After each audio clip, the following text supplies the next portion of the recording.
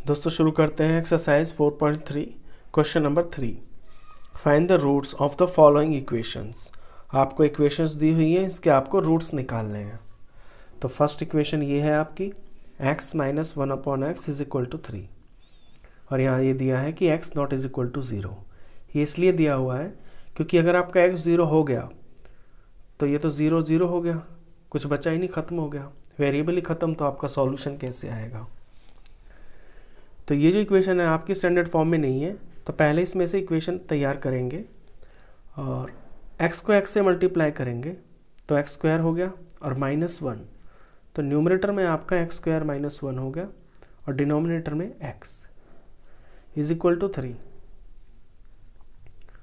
Next step में इसके नीचे कुछ नहीं है, फिर आप इसे क्रॉस मल्टीप्लाई करेंगे तो x स्क्वायर -1 को 1 से करेंगे तो आपका x स्क्वायर -1 ही आएगा और यहाँ पे 3x, 3 इंटू एक्स 3x। अब x स्क्वायर की टर्म को पहले लिखेंगे और इसके पास आपको x का टर्म लेके आना है, तो ये 3x यहाँ आ जाएगा माइनस में और कांस्टेंट आपका -1 है, इधर कुछ नहीं बचा, इज इक्वल टू 0। अब इसे मैं क्वाड्रेटिक फॉर्मूले से कर देता हूँ। तो सबसे पहले d निकालेंगे। d होता है आपका b स्क्वायर माइनस 4ac। इनमें आपके ए बी सी क्या है, इक्वेशन में a है आपका x स्क्वायर का कोफिशिएंट यानी 1, b है आपका -3 और c है आपका -1। पुट करते हैं d के लिए, b स्क्वायर यानी -3 का स्क्वायर -4, ये आपका a1 और c की जगह -1। -3 का स्क्वायर करेंगे तो 9 आ गया, माइनस 2 बार होता है तो कोई माइनस का भी स्क्वायर हो तो आपका पॉजिटिव ही आता है। यहाँ माइनस और माइनस आपका प्लस हो गया और 4 1 ज़ा 4, तो आपका 9 और 4 13 आ गया। ये आपका डी है। अब आपको इसकी रूट्स निकालने हैं, तो क्वाड्रेटिक फॉर्मूला होता है -b plus minus √d upon 2a। इसमें वैल्यूज़ भरेंगे। -b है आपका -3, तो ये माइनस तो फॉर्मूले का और ब्रैकेट में b की वैल्यू -3 प्लस माइनस d की जगह लिखेंगे 13 और 13 का अंडर रूट अपॉन में 2a की वैल्यू 1।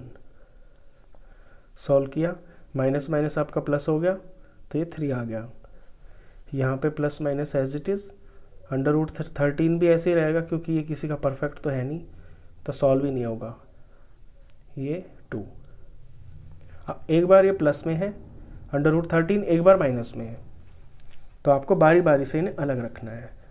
तो एक वैल्यू तो आएगी आपकी 3 प्लस √13 अपॉन 2 और एक वैल्यू आएगी आपकी 3 minus under root 13 upon 2।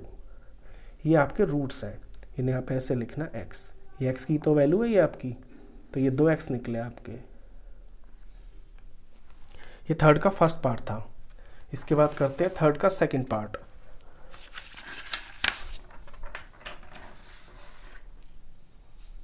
Third के सेकंड पार्ट में आपको इक्वेशन दी हुई है फ्रैक्शनल फॉर्म में। तो जब भी इस तरह की आपकी इक्वेशन हो तो सबसे पहले नीचे वालों का आप एलसीएम निकालते हैं। यहाँ इक्वेशन में ये दिया हुआ है कि x not is equal to -4 और 7 के बराबर भी नहीं होना चाहिए आपका x। ये इसलिए दिया होता है क्योंकि x की वैल्यू अगर यहाँ -4 होगी तो -4 और +4 0, तो ये ख़त्म। यहाँ अगर 7 हो गया तो 7 में से 7 ख़त्म, ये 0। तो ये जस्ट इंडिकेशन के लिए होता है, इसका आपसे सॉल्यूशन से कोई रिलेशन नहीं है। तो अपने लेफ्ट साइड में सबसे पहले आप x + 4 और x - 7 का एलसीएम निकालेंगे और एलसीएम तो यही आएगा, x + 4 और x - 7 ही आपका एलसीएम आएगा। अब जब इस एलसीएम को x + 4 से डिवाइड करेंगे तो प्लस वाली टर्म कट जाएगी, तो x - 7 बचेगा और वो 1 से मल्टीप्लाई होके x - 7 बनेगा। फिर आगे माइनस है, यहाँ एलसीएम को जब इससे डिवाइड करेंगे x - 7 से तो x - 7 वाली टर्म कट जाएगी और ऊपर बचेगा आपका x + 4। इसे मैंने ब्रैकेट में इसलिए लिया है क्योंकि यहाँ मेरा माइनस है और माइनस जो होता है ना वो नंबरों पे इफेक्ट डालता है जब मल्टीप्लाई करते हैं। अगर आपका प्लस होता ना ये, तो मैं इसे बिना ब्रैकेट के भी लिख देता तो सही होता, लेकिन माइनस हो तो आप ध्यान रखें कि फिर आपको ब्रैकेट ज़रूर लगाना। Is equal to 11/30। अब इसे सिंप्लीफाई करें, x माइनस 7, ये माइनस एक्स से टकराएगा तो minus x, minus plus minus, और ये आपका 4 अपॉन, अब x प्लस 4 और x माइनस 7 की आपको वैल्यू निकालनी है। ये आपको बाइनोमियल दिख रहा है, इसके आप साइड में सॉल्व कर लें, डायरेक्ट वहाँ से उतार के यहाँ वैल्यू भर लें। तो बाइनोमियल में पहला नंबर और दूसरा सारा ब्रैकेट, फिर इसका दूसरा नंबर फर्स्ट का, और फिर दूसरा सारा ब्रैकेट। सॉल्व करेंगे, x² minus 7x plus 4x, और 7 4 ज़ा 28 माइनस 28, ये बना x², और x हो गए आपके माइनस 3x माइनस 28। तो ये आप साइड में करके दिखा दें, ये आपके सॉल्यूशन का पार्ट है। यहाँ बार बार करेंगे तो बहुत सारे स्टेप हो जाएंगे, इसलिए एक तरफ ये करके आप यहाँ से उठा के वैल्यू यहाँ पुट कर लें। तो ये आ गया आपका x² minus 3x minus 28 is equal to 11/30। अब ये x और ये माइनस एक्स ऊपर आपके ही कट गए, तो इस तरफ आ गया आपका माइनस 11, ये दोनों मिलके ऐड हो गए ना माइनस माइनस के, और नीचे आपका x² minus 3x minus 28, right side में 11/30। अब दोनों तरफ LHS और RHS में न्यूमरेटर में आपका 11 कॉमन है, तो मैं यहाँ जो है इसको 11 को कॉमन ले लेता हूँ। तो लिखूँगा dividing by 11 on both sides, दोनों तरफ मैं 11 से डिवाइड कर दूंगा इसको। तो जब इसको 11 से डिवाइड करेंगे तो 11 नीचे आ जाएगा, 11 से 11 कट जाएगा, तो ऊपर बचेगा -1 अपॉन में x² माइनस 3x माइनस 28। इसी तरह जब यहाँ मैं इसको 11 से डिवाइड करूँगा तो 11 नीचे आएगा, 11 से 11 कट जाएगा, तो ये आपका 1/30 बच जाएगा। तो इक्वेशन आपकी और छोटी हो गई। अब इसे आप क्रॉस मल्टीप्लाई करेंगे, इसको ऐसे, इसको ऐसे। तो जब इसको 1 से मल्टीप्लाई करेंगे तो ये इक्वेशन एज इट इज़ आ जाएगी, x² माइनस 3x माइनस 28, और 30 को -1 से करेंगे तो ये आपको -30 देगा। अब इक्वेशन को आपको असेंबल करना है, पहले x² वाली टर्म, फिर आपका x वाली टर्म, और फिर आएंगे आपके नंबर्स। -28 अपनी तरफ है, ये आके जो -30 है ये इधर आके +30 हो जाएगा, इज इक्वल टू 0। तो फाइनल इक्वेशन बनेगी x² माइनस 3x और -28 और +30, ये आपका +2 बन गया, +2 इज इक्वल टू 0। अब इस इक्वेशन को मैं फैक्टराइजेशन से भी कर सकता हूँ, और आप चाहें तो इसे क्वाड्रेटिक फॉर्मूले से भी कर सकते हैं, ये आपकी चॉइस है। मैं इसे फैक्टराइजेशन मेथड से करके दे देता हूँ इस बार। तो फैक्टराइजेशन मेथड आपको याद है कि कांस्टेंट का और x² के कोफिशिएंट का आपको प्रोडक्ट करना होता है। तो 2 1 ज़ा 2, तो 2 आ गया, और 2 के दो फैक्टर्स क्या आए, 2 और 1, और 2 और 1 से आपका -3 बन सकता है, यानी कि -3 की जगह मैं 2 और 1 लिख सकता हूँ। तो -1x और -2x और +2 इज इक्वल टू 0। अब इसमें कॉमन लूँगा, तो यहाँ से x, इन दोनों में से x कॉमन आया, तो फर्स्ट टर्म में x बचा, यहाँ से माइनस बचा, यहाँ से 1 बचा। इन दोनों टर्म के अंदर मुझे पहले वाले पे ध्यान देते हैं, अगर पहला आपका माइनस है ना, तो यानी कि आपको माइनस ही कॉमन लेना है, तो माइनस तो आएगा ही। दोनों में 2 भी है तो 2 ले लिया, अब फर्स्ट टर्म में से x बच गया। यहाँ से क्या बचेगा, प्लस को आप मान के चलते हैं कि यहाँ पे 2 माइनस थे, तो एक माइनस बाहर आ गया, तो आपका यहाँ माइनस बच जाता है, और ये 2 बाहर है तो 2 1 ज़र बच गया, इज इक्वल टू 0। इसके बाद आप जानते हैं कि टूटे हुए को एक ब्रैकेट में रख लेते हैं, ये आपका x -2, और जो सेम वाले हैं उन्हें एक ब्रैकेट में रख लेते हैं, x -1 इज इक्वल टू 0। अब बारी बारी से इन्हें 0 पुट करेंगे तो आपके 2 रूट्स आ जाएंगे, x -2 को 0 पुट करना है, x -1 को 0 पुट करना है, तो x की वैल्यू आ गई यहाँ से आपकी, ये इधर आ गया प्लस में, यहाँ से x आ गया आपका प्लस का 1। ये आपके दो रूट्स थे इसके, ये आंसर। चलिए इसके बाद क्वेश्चन है आपका फोर्थ। क्वेश्चन फोर्थ करते हैं।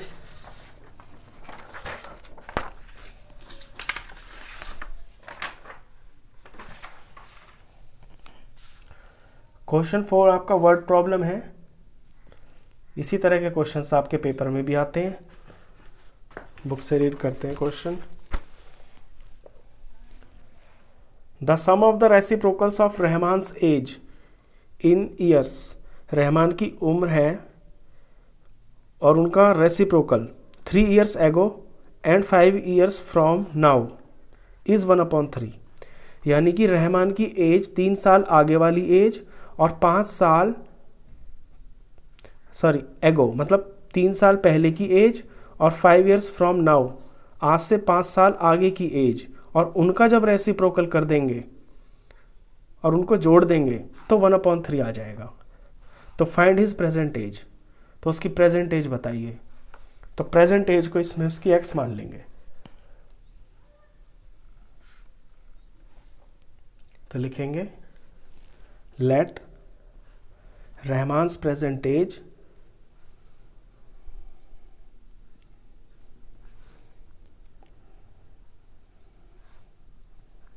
Is equal to x years।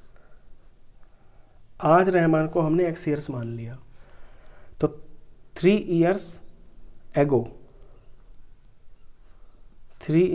3 साल पहले उसकी एज कितनी होगी? 3 years एगो हिज एज वॉज। अब 3 साल पहले तो वो 3 साल कम होगा ना, तो आज में से 3 साल कम हो जाएंगे यानी कि -3। तो 3 साल पहले वो इतने साल का था। दूसरी इसमें ये भी दे रखा है 5 साल आगे का, तो 5 years फ्रॉम नाउ आज से 5 साल आगे हिज एज विल बी कितनी हो जाएगी? जितना वो आज है उससे 5 साल बड़ा हो जाएगा, यानी आज की उम्र में 5 साल जुड़ जाएंगे, तो वो इतने का हो जाएगा। अब अकॉर्डिंग टू क्वेश्चन ये दे रखा है कि ये जो दो एजेस है ना, इनका रेसिप्रोकल और उसका सम 1/3 के बराबर है। तो इसका रेसिप्रोकल करेंगे तो 1/x-3 हो गया, प्लस इसका रेसिप्रोकल करेंगे तो 1/x+5 हो गया, और ये जो सम है ये 1/3 के बराबर है। तो ये आपकी इक्वेशन बन गई। ये सेम टू सेम इसी तरह की इक्वेशन बनी है जैसे अभी आपने सम किया है, और उसी तरह से इसको सॉल्व करना है। नीचे आपके दो डिनोमिनेटर्स दिखाई दे रहे हैं, दोनों में इनका एलसीएम लेंगे, और एलसीएम में सेम तो कुछ है नहीं, तो इनके एलसीएम भी डिफरेंट आएंगे। दोनों को लिखा जाएगा ब्रैकेट में x-3 और x+5। अब इसको x-3 से डिवाइड करेंगे तो x-3 कट जाएगा और बचेगा x+5। वो 1 से मल्टीप्लाई होके ऊपर x+5 लिख जाएगा, यहाँ पे प्लस। इसी तरह से इसे जब इससे डिवाइड करेंगे तो x+5 वाला फैक्टर x+5 से कट जाएगा, बचेगा x-3, और वो 1 से मल्टीप्लाई होके आपका x-3 आएगा। इस बार मैंने इसको ब्रैकेट में इसलिए लिखा है, नहीं लिखा क्योंकि आगे मेरा प्लस है, और प्लस कभी भी साइन पे इफेक्ट नहीं डालता। अगर यहाँ माइनस होता ना तो मुझे इसे ब्रैकेट में लिखना ज़रूरी होता, क्योंकि फिर वो बारी बारी से दोनों के साइन चेंज कर देता, इसलिए। और ये सारा आपका 1/3 के बराबर। अब ऊपर सॉल्व करेंगे, x और x आपको दिख रहे हैं 2x हो गए, यहाँ 5 में से 3 माइनस हो रहा है तो -2 आ गया, नहीं +2 आ गया, प्लस का बड़ा है ना। और नीचे बाइनोमियल की बाइनोमियल से मल्टीप्लाई, इसे आप साइड में कर लें, एग्जाम में भी साइड में करके दिखा देना। तो पहले x लेना है, फिर x+5, फिर -3 लेना है, और फिर उसको x+5 से मल्टीप्लाई। तो ये हो गया आपका x² + 5x -3x और -15। तो x² इन दोनों का +2x हो गया और -15। इसको डायरेक्ट यहाँ पे आप रख लें, ये इसका प्रोडक्ट है, x² + 2x -15 और ये बराबर है आपका 1/3 के।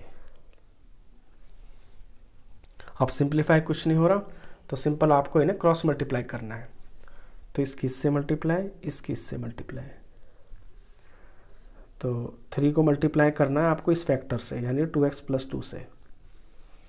और जब इसको 1 से करेंगे तो ये तो एज इट इज़ उतर जाएगा, स्क्वायर + 2x - 15। जब इसे 3 से करेंगे, आप डायरेक्ट भी कर सकते थे वैसे, 3 × 2 = 6x + 6, लेकिन अगर लिख के दिखाना चाहते हैं तो ऐसे कर लें। तो ये हो गया 6x + 6 = x² + 2x - 15। अब अपनी इक्वेशन को आपको असेंबल करना है। x² मेरा इस तरफ है तो मैं इधर ही ले जाता हूँ सबको। ये हो गया x²।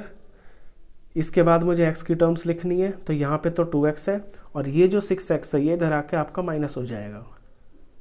फिर मुझे नंबर्स लेने हैं, यहाँ पे -15 है और ये जो +6 है ये इधर आके -6 हो जाएगा। तो यहाँ कुछ भी नहीं बचा, ये इक्वेशन बन गई। इसे आगे करता हूँ सॉल्व। तो x² तो x² है और 2x और -6x ये -4x हो गए और -15 -6 माइनस के ऐड हो गए और ये 21 हो गए माइनस के, और ये सारा मेरा = 0, ये मेरा 0 के बराबर। ये आपकी इक्वेशन आ गई। अब आप इसे जिस चाहे मेथड से कर लें, आप चाहे क्वाड्रेटिक फार्मूला लगा लें और आप चाहें तो स्प्लिटिंग मिडल टर्म फैक्टराइजेशन से कर लें। तो मैं फैक्टराइजेशन से कर देता हूँ इसको। तो उसका रूल ये होता है, कांस्टेंट और x² का कोएफिशिएंट प्रोडक्ट। तो 21 × 1 = 21, यानी 21 के PF निकालने हैं। और ये होगा आपका 3 से किया तो 7, 7 से 1, 7 और 3 आ गया। अब 7 और 3 से -4 बनाना है, तो माइनस तो 7 चाहिए और +3 चाहिए, क्योंकि सबट्रैक्ट हो गया तभी तो माइनस का 4 बनेगा और बड़े का साइन आएगा। तो x² एज इट इज़, और ये जो -4x है, इस -4x को मैं लिख लेता हूँ -7x + 3x -20 as it is = 0। फिर इनमें कॉमन लेंगे। इन दो टर्म्स में सिर्फ x कॉमन है, यहाँ से x रह गया, यहाँ से माइनस और यहाँ से ये 7। इन दोनों के अंदर आपका 3 तो कॉमन है, क्योंकि 3 × 1 = 3 और 3 × 7 = 21, तो 3 कॉमन आ गया। तो यहाँ से x रह गया और यहाँ पे क्योंकि ये वाला और ये वाला जो होता है ना फैक्टर, ये सेम होते हैं, तो यहाँ भी माइनस आएगा। जैसे यहाँ माइनस है तो यहाँ भी आएगा। तो 3 × 7 = 21, यहाँ पे 7। तो जब यहाँ माइनस आया तो आपका यहाँ पे प्लस आएगा इस तरह। और जब भी आप करें ना ये, तो ये जो पहला साइन होता है ना, ये यहाँ पे आता है। अगर आपका यहाँ प्लस है ना तो प्लस आएगा, अगर आपका यहाँ माइनस है तो यहाँ माइनस आएगा। उसके अकॉर्डिंगली फिर अंदर साइन लिखा जाता है। चलिए, ये आपके आगे दो फैक्टर्स, इन्हें असेंबल करेंगे तो x + 3 1 हो जाएगा और x - 7 1 हो जाएगा, और ये सब = 0। अब बारी बारी इन्हें 0 के बराबर पुट करेंगे तो आपके x आ जाएंगे। x + 3 को 0 लिया और x - 7 को 0 लेना है। तो यहाँ से x की वैल्यू आई आपकी -3, इधर चला गया ना, माइनस हो गया, और यहाँ ये माइनस प्लस हो गया तो 7। अब एक नंबर आपका नेगेटिव आया और एक आया आपका पॉजिटिव, और x क्या है आपका प्रेजेंट एज, किसकी, रहमान की। तो क्या किसी की एज माइनस में हो सकती है? नहीं हो सकती। तो इसे तो आप काट देंगे, ये तो नॉट पॉसिबल है, क्योंकि age can not be in negative. तो आपका आंसर 7 है। तो लिख देंगे therefore Rahman's present age = x लिया हुआ है और ये आया आपका 7 ईयर्स। ये आपका आंसर। क्वेश्चन 5 है से नेक्स्ट आपका क्वेश्चन 5। क्वेश्चन 5 करते हैं। लैंग्वेज पढ़ता हूँ मैं बुक से। In a class test the sum of Shefali's marks in mathematics and English is 30। एक क्लास टेस्ट हुआ, उसमें शेफाली के मैथ्स के और इंग्लिश के दोनों के मार्क्स मिलकर 30 मार्क्स बने। Had she got 2 marks more in mathematics, अगर उसके मैथ्स में 2 नंबर ज़्यादा आ जाते, and 3 marks less in English, और इंग्लिश में 3 नंबर कम आ जाते, the product of their marks would have been 210। तो फिर उसके जो नंबर्स थे, जो नंबर आते, उनका प्रोडक्ट 210 हो जाता। Find her marks in the 2 subjects, तो बताइए उसके कितने कितने नंबर आए दोनों सब्जेक्ट्स में।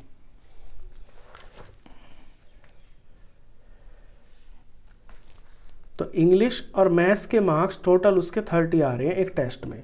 तो इनमें से मैं किसी को x मान लेता हूँ। तो मैंने मान लिया मैथ्स के मार्क्स, इसमें मैथ्स पहले लिखा हुआ है तो मैं मैथ्स से ले लेता हूँ, मैथ्स और इंग्लिश। तो मैथ्स इंग्लिश के मार्क्स 30 हैं और मैथ्स को मैं x मान लेता हूँ। तो लैंग्वेज लिखेंगे let marks of maths x is equal to x, then marks of English, फिर इंग्लिश के कितने हो जाएंगे। देखिए अगर टोटल मिलके 30 है और मैथ्स के x है तो फिर इंग्लिश के कितने हो जाएंगे, ये जो x इधर चला जाएगा 30 माइनस एक्स, सिंपल। तो इंग्लिश के उसके 30 माइनस एक्स हो जाएंगे। अब इनमें एक रिलेशन दिया हुआ है अकॉर्डिंग टू क्वेश्चन। क्वेश्चन में लिखा है कि अगर उसके मैथ्स में 2 नंबर ज़्यादा होते, यानी ये आपके मैथ्स के नंबर है और मैंने इनको 2 ज़्यादा कर दिया, और अगर उसके इंग्लिश में से 3 नंबर कम होते, ये इंग्लिश के नंबर है, इन्हें मैंने 3 कम कर दिया, तो फिर इनका प्रोडक्ट में मैंने कर दिया, इनको ब्रैकेट मतलब प्रोडक्ट होता है, तो इनका जो प्रोडक्ट आएगा वो आपका 210 होगा। ये बन रहा है रिलेशन। इसे सिंप्लीफाई करेंगे, आपकी इक्वेशन आएगी, आपके रूट आएंगे, आपका आंसर आ जाएगा। तो पहले तो इसे सिंप्लीफाई करते हैं। ये x+2 रहेगा, नंबर से माइनस हो रहा है, 30 माइनस 3 यानी 27 और minus x is equal to 210। अभी आपका बाइनोमियल है, बाइनोमियल की बाइनोमियल से प्रोडक्ट होती है, आप जानते हैं कैसे करते हैं, पिछले 2 क्वेश्चंस में भी किया है आपने। पहले ब्रैकेट का पहला नंबर और दूसरा सारा ब्रैकेट, फिर आपका दूसरा नंबर और फिर से दूसरा सारा ब्रैकेट इज इक्वल टू 210। इसे सॉल्व करेंगे, ये 27x आ गया, माइनस x स्क्वायर हो गया, प्लस 27 2 ज़र 54 और माइनस प्लस माइनस और 2x इज इक्वल टू 210। अब अपनी इक्वेशन को असेंबल करेंगे। सबसे पहले तो आपको x की टर्म लेनी है, तो ये है माइनस एक्स स्क्वायर, और तो कोई है नहीं। फिर आपको अपने x वाले नंबर लेने हैं, ये है आपका 27x और ये है माइनस 2x। तो अगर इन्हें मैं सॉल्व करूँ तो प्लस के 25 हो जाएंगे, क्योंकि ये प्लस का है ये माइनस का है, सब्ट्रैक्ट हो जाएंगे, 25 आएगा, बड़े का साइन आएगा प्लस। अब नंबर पे चलते हैं। लेफ्ट साइड में आपका सिर्फ 54 है और राइट साइड में से ये जब इधर आएगा तो ये माइनस हो जाएगा, इज इक्वल टू 0।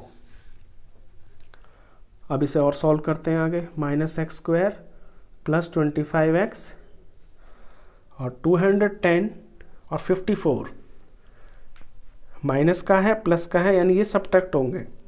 तो 210 में से 54 माइनस करते हैं तो 10 में से 4 गया 6, यहाँ आपका 0 10, ये 5 और यहाँ 1 बच गया 156, और क्योंकि माइनस का बड़ा है तो माइनस 156, तो माइनस 156 सारा इज इक्वल टू 0। अब एक चीज़ और कि आपका एक्स स्क्वायर कभी ना माइनस में नहीं होना चाहिए, तो इसका माइनस हटाने के लिए सारी इक्वेशन को माइनस से मल्टीप्लाई कर देते हैं। तो बारी बारी से सबके साइन चेंज कर देगा, तो माइनस इंटू माइनस इसे ये प्लस बना देगा, और माइनस और प्लस इसको ये माइनस बना देगा 25 को, और फिर माइनस इंटू माइनस इसे ये प्लस बना देगा 156 को, इज इक्वल टू 0। ये बन गई आपकी फाइनल इक्वेशन। इसे आपको सॉल्व करना है। आप चाहें इसमें मेथड कोई भी लगा लें, मैं इसे फैक्टराइजेशन से कर देता हूँ। फैक्टराइजेशन से मैं बार बार इसलिए कर रहा हूँ क्योंकि फॉर्मूला मेथड बहुत सिंपल है, आप उसे एक दो बार करेंगे आपको समझ में आ जाएगा।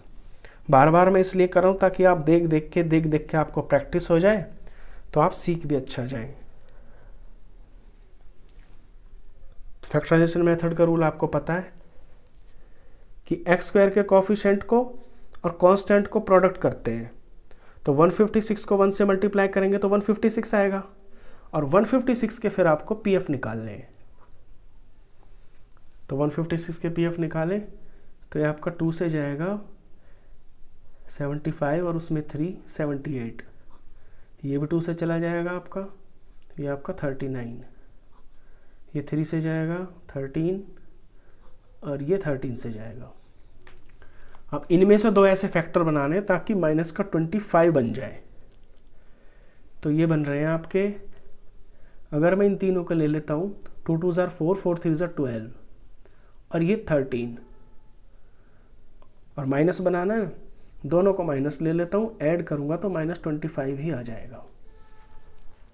तो इनमें तोड़ूंगा मैं अपने -25 को, तो x square -12x -13x plus 156 is equal to 0। Common लिया, इन दो टर्म में कॉमन आएगा आपका x, तो यहाँ से x बच जाएगा, यहाँ से माइनस और यहाँ से 12। अब यहाँ से कॉमन लेंगे, मैंने बताया था ना आपको कि जो ये साइन होता है ना इसका पहला, यही आपको यहाँ लिखना है। इसमें ज़्यादा सोचने की ज़रूरत नहीं होती है कि जो ये आपका साइन होगा वो यहाँ लिखना है आपको। अब 13 और 156, इन दोनों में 13 कॉमन आएगा, क्योंकि 13 तो होता है 13 1 ज़ा 13, और यहाँ आप देख रहे हैं कि 13 को 12 से मल्टीप्लाई करके 156 आता है, तो यानी 13 तो दोनों में है, तो 13 हमारा कॉमन आ गया, और यहाँ से बच गया सिर्फ एक x। अब यहाँ प्लस, जब माइनस बाहर ले लिया, प्लस कब बनता है, जब आपके दो माइनस होते हैं। जब एक माइनस बाहर आ गया तो अंदर एक रह गया, और यहाँ पे 12, क्योंकि 13 को 12 से मल्टीप्लाई करके ही तो यहाँ 156 आ रहा था, इज इक्वल टू 0। अब आपको टूटे हुए एक ब्रैकेट में ले लेने, ये x और ये -13, और जो सेम आ रहे हैं दोनों, इन्हें एक ब्रैकेट में ले लेना है, इज इक्वल टू 0। अब बारी बारी से इनको आपको 0 के बराबर रखना है, तो आपके आंसर्स आ जाएंगे। तो x -13 इज इक्वल टू 0 लेना है, x -12 इज इक्वल टू 0 लेना है, यहाँ से x आ जाएगा आपका इधर आके 13, यहाँ से x आ जाएगा आपका 12, तो दो वैल्यूज़ आई हैं आपकी x की। यानी आपके मैथ्स के जो मार्क्स हैं ना, वो 13 भी हो सकते हैं और 12 भी हो सकते हैं। तो आंसर इस तरह से लिखेंगे, इफ मैथ्स मार्क्स इज 13, अगर मैथ्स को मैं 13 ले रहा हूँ, देन इंग्लिश मार्क्स, तो इंग्लिश कितने हो जाएंगे, 30 - x है ना, इंग्लिश के 30 - x, तो 30 - 13 यानी कि 17। अगर मैथ्स में 13 है तो इंग्लिश में 17 होंगे। अगर मैथ्स को मैं 12 मान रहा हूँ तो लिखेंगे if maths marks is equal to 12, then English marks 30 - 12 यानी कि 18। तो ये दो आंसर हो सकते हैं, टोटल मिलके तो 30 है। अब ये भी हो सकता है कि अगर उसके मैथ्स में 13 है तो इंग्लिश में 17 होंगे, या ये हो सकता है कि मैथ्स में 12 है तो इंग्लिश में 18 होंगे। आंसर दोनों करेक्ट है। चलिए, ये 5th क्वेश्चन था। इसके बाद है आपका question number 6।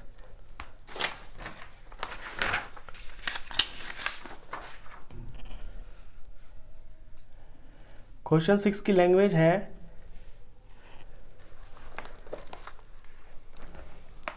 The diagonal of a rectangular field is 60 metres more than the shorter side. एक रेक्टेंगुलर फील्ड है और उसका जो डायगोनल है ना, the diagonal of the rectangular field is 60 metres more than the shorter side. Shorter side से वो 60 metres ज़्यादा है।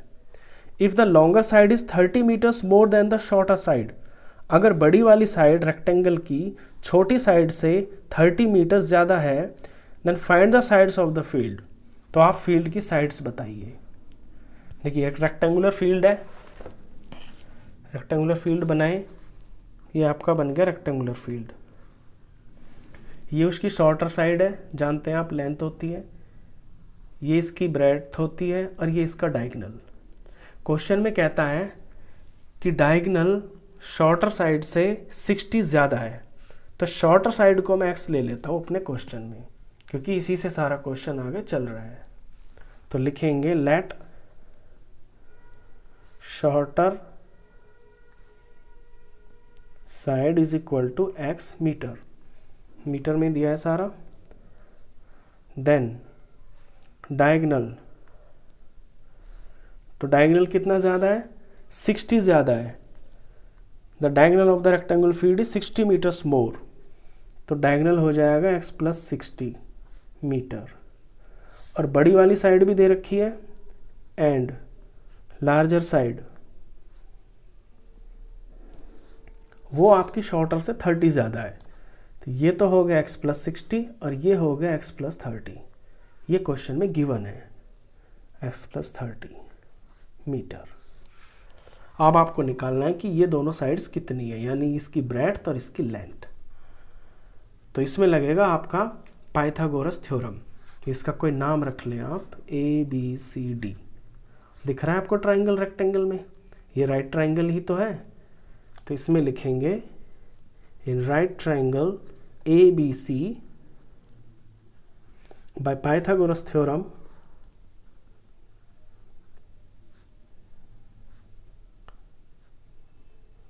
पाइथागोरस थ्योरम्स क्या कहती है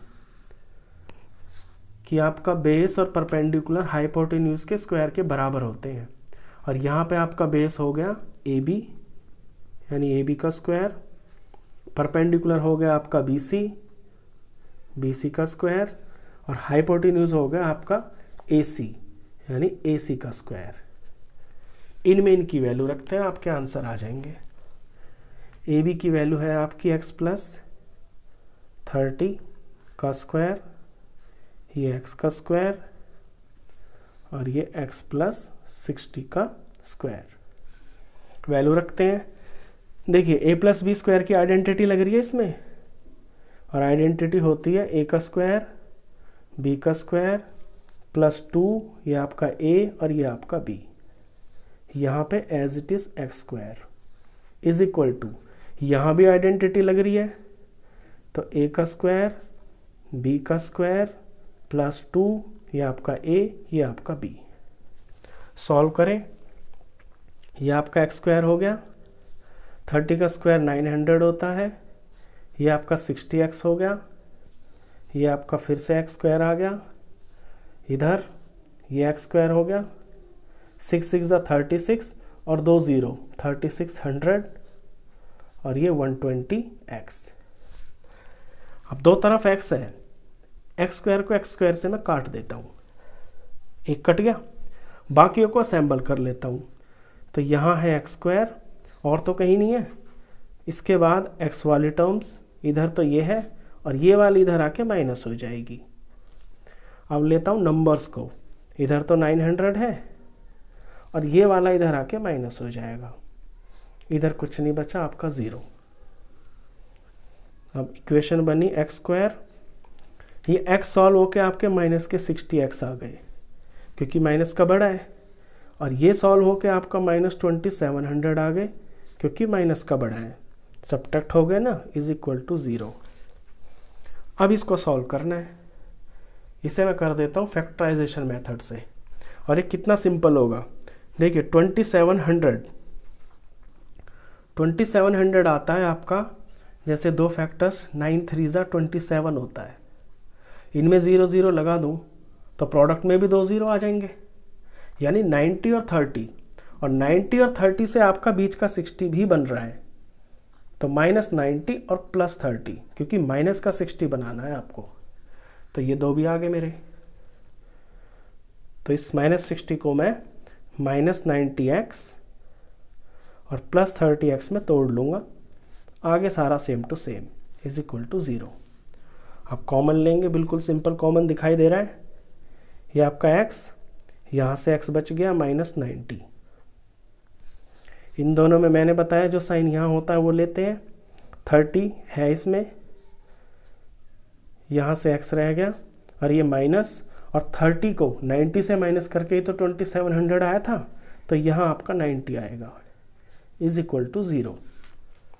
तो दो फैक्टर्स आए आपके, x + 30 और x - 90 इज इक्वल टू 0। ये आपके दो फैक्टर्स आ गए। बारी बारी से रख के इनमें से आंसर निकालेंगे। तो एक बार x + 30 को मैं 0 रखूँगा और एक बार x - 90 को मैं 0 रखूँगा। तो एक x की वैल्यू आएगी मेरी -30, ये इधर आके माइनस हो गया, और एक x की वैल्यू आएगी मेरी, ये इधर आके 90 प्लस का हो गया। अब x मेरा क्या है, x है मेरी लेंथ ऑफ ब्रेड्थ, x मेरी ब्रेड्थ की लंबाई है। तो x तो नेगेटिव नहीं हो सकती, कोई भी लंबाई नेगेटिव नहीं हो सकती, तो ये तो लेना ही नहीं है, ये नॉट पॉसिबल है। तो मेरा आंसर क्या है, x = 90, और x क्या माना हुआ है मैंने, ब्रेड्थ। शॉर्टर साइड मान लें या ब्रेड्थ मान लें, लैंग्वेज के हिसाब से शॉर्टर साइड है, तो आप भी उसी तरह से लिखें, therefore shorter side of rectangular field